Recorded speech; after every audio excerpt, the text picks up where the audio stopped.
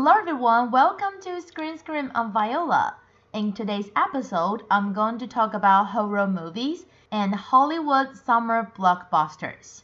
But actually, one of the new movies we're going to talk about today is not a horror, but it talks about something that's scary. Before we talk about that movie, let's start with a real horror. If you know me, you will know that I don't watch horror movies because I'm just so timid. So the first new movie we're going to talk about today is definitely something I don't dare to watch. But let's check out the introduction. The Night Curse of Reatrie, 1993. After moving into an abandoned orphanage, they realized that the whole building was cursed by a vengeful spirit, Reatrie. Tragedies start to happen one after another until they find what her curse was.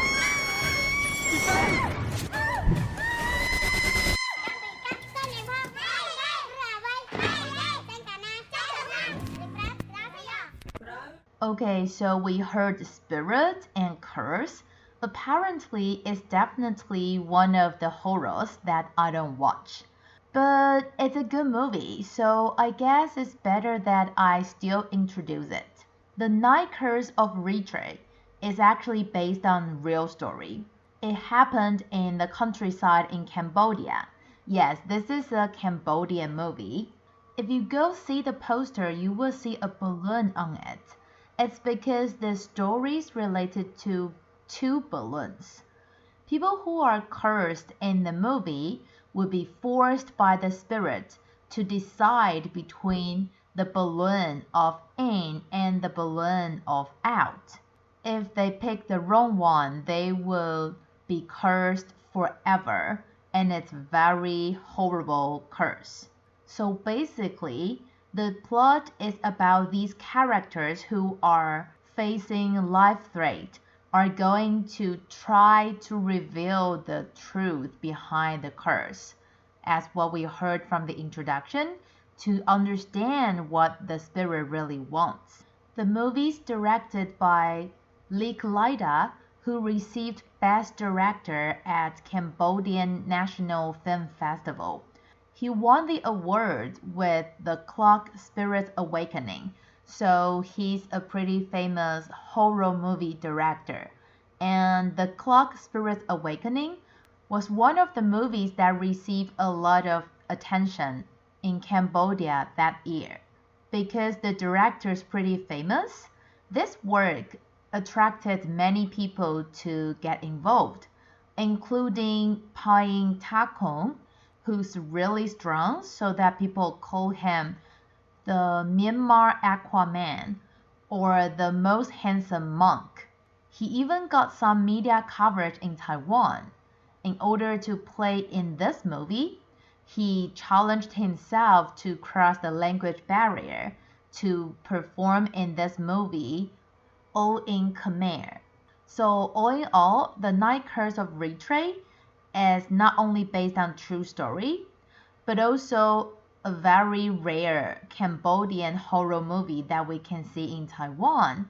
And it's produced by the director who directed the most popular blockbuster horror movies in Cambodia film history. So if you like horror movies, The Night Curse of Reatrie is definitely the one you should watch this weekend. And now let's move on to the second new movie we're going to talk about today, which is not a horror, but it actually talks about something really scary. Let's listen to the introduction. Tove's Room. The year is 1963. A women's liberation movement the size of today's Me Too movement has been underway for a while, and it's rolling across the Western world like an avalanche. In a luxury flat in central Copenhagen, we meet one of the period's biggest female writers, Tove Ditlevsen, accompanied by her husband, the sadistic editor-in-chief, Victor Andreasen. Her talent is indisputable. Only her husband's destructive envy surpasses it. And whilst she uses her talent and authorship to give a voice to the suppressed women of the time, providing them with courage to leave behind husbands and the patriarchal structures of society. Andreassen's only talent is to sell sexist tabloids to the people. Tove looks straight through her husband's inferiority complex, and yet she puts up with his humiliating behavior and his violence. He is the one who controls her drug abuse and repeated admissions to the psychiatric ward, the only place in which she truly finds peace to write. On this very day, they're expecting a lunch quack, like hyenas awaiting their prey. Their power struggle needs an audience, a weak playmate they can throw around as they see fit. Who is more suited than the young, promising author Claus R., a man who celebrates the modern woman's rebellion and the new opportunities afforded to her? Claus R. believes they will be talking about literature in an era that belongs to women. What he doesn't know is that a bloodbath awaits him. Or does det kun Victor og mig. Hvad fanden er I for nogle mennesker?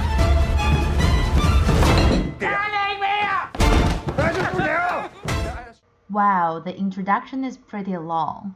The movie Tove's Room is adapted from Tove's last novel. She's a Danish writer, and in her last novel, she described how she and her husband, Andre Arsen's hell-like marriage. And the saddest part is that Tove killed herself a year before the book was published. So you can see that she suffered from the pain for a long time and she put everything in her book. And after she finished, not even published the book, she took away her own life, probably because she's had enough. Tove was so famous because it was in 1969 in Copenhagen. She was one of the most famous female authors. She utilized her own talent and her authorship to speak up for the oppressed women. But what people didn't know, or people actually knew, was that she was one of the oppressed women herself.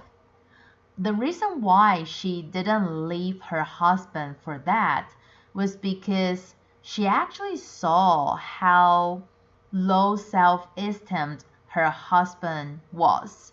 And that's why she put up with his humiliating behaviors and violence. And actually, Tove experienced 4 marriages in her life, and she continued to fight against alcohol and drug abuse.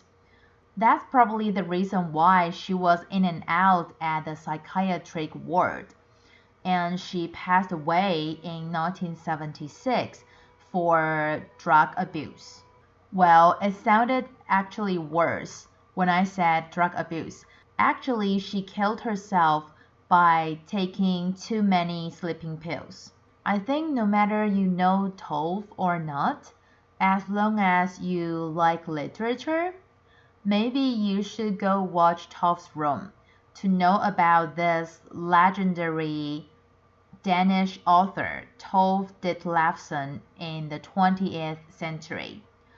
Actually, she was loved by Danish before she passed away, but in recent years, people are crazy about her, and in literature field, people say that she's the treasure that the world forgot. So we experienced horror movies and sad emotions. Now we're going to move on to blockbusters and Top 007. Before we do that, let's review what we had from last week. There were 2 top 3s, the Garfield movie and Twilight of the Warriors rolled in.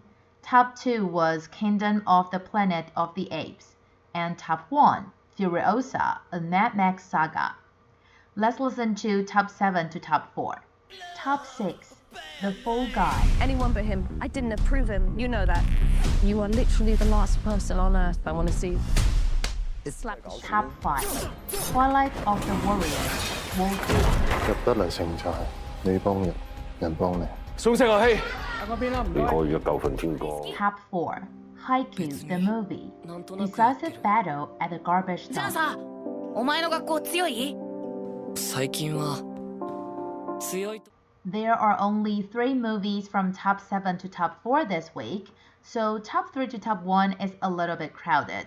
And there's no new faces in this part of the chart this week, so let's just go through all of them.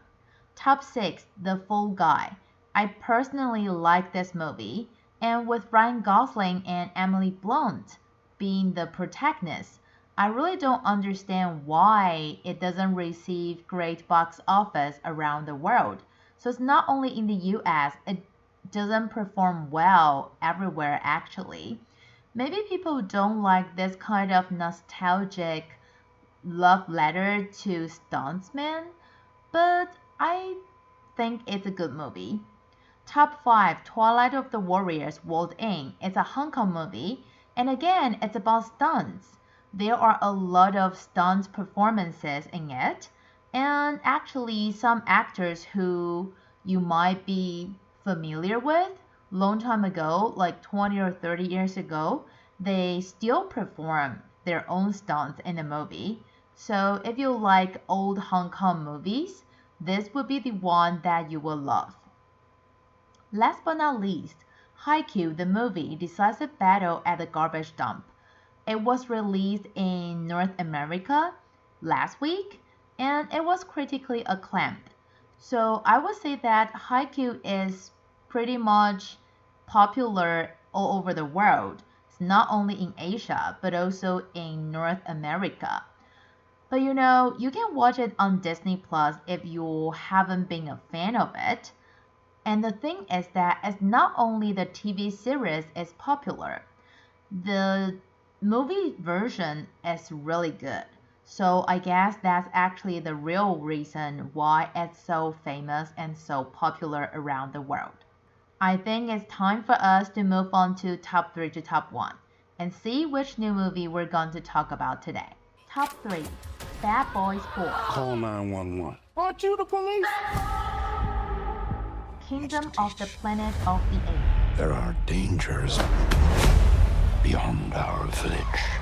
Top 2, Furiosa, a Mad Max saga. Ladies and gentlemen, start your... Top 1, the Garfield movie. You hungry, little guy? Yes, top 3 to top 1 is a little bit crowded, but there's only one new face on the chart this week, so that's the one we're going for. Bad Boys 4, or you can say Bad Boys, Ride or Die. It has been 30 years since this series was launched, so the first one was out, I was only 2. Well, I just revealed my age. But you know, this is the 4th episode. So for the celebrities playing the movie and for the audience, it has been 30 years. Wow, that's really a long time. So it's not easy to take care of the nostalgia the old fans would like to see, but also take care of the expectation of new fans. But this movie, they pull it off. It's both nostalgic and very timely.